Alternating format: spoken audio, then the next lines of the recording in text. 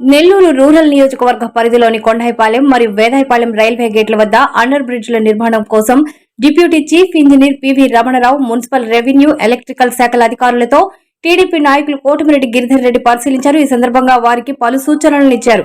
ఈ కార్యక్రమంలో Nellore rural MLA కార్యాలయం ఇన్ఛార్జ్ దాట్ల చక్రవర్ధన్ రెడ్డి తదితరులు పాల్గొన్నారు. రైల్వే అండర్ బ్రిడ్జ్ సంబంధించి గౌరవ శాసనసభ్యులు శ్రీ కోటమిరెడ్డి గిరిధర్ రెడ్డి గారు, అదేవిధంగా రెవెన్యూ డివిజనల్ అధికారి అనుష గారు, RNB, railway, electricity all departments వారు ఒక సమన్వయ సమావేశం ఏర్పాటు చేశారు.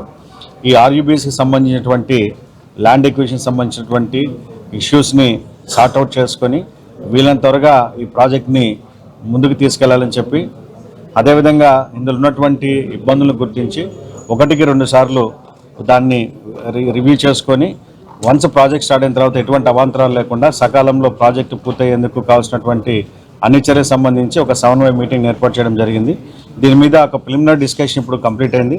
మళ్ళీ ఫైనల్ డిస్కషన్ ఈరోజు ఈవినింగ్ 6 o'clock ఉంటుంది. ఫైనల్ డిస్కషన్ తర్వాత ఒక క్లారిటీ వస్తుంది. తదుపరి ఫర్దర్ క్లారిఫికేషన్ అనేది మళ్ళీ మీడియాకి తెలియజేయడం జరుగుతుంది. Thank you.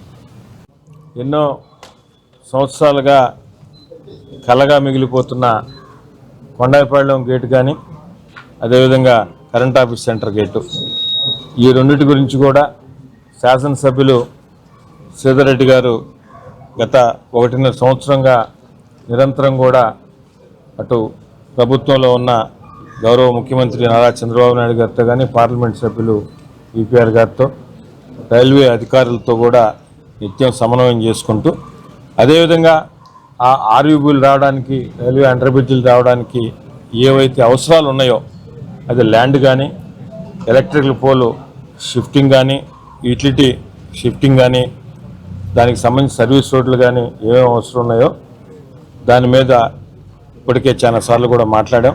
ఈరోజు ప్రత్యేకంగా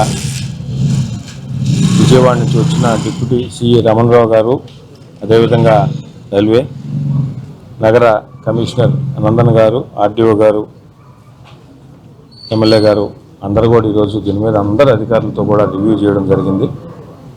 దీంట్లో ల్యాండ్ ఎక్విజిషన్లో కొంచెం టెక్నికల్ ప్రాబ్లం వల్ల డిలే అవుతూ ఉంది. ఏదేమైనా ఈరోజు డిప్యూటీ సిఈ గారు వచ్చి కొన్ని సూచనలు, సలహాలు కూడా చేశారు.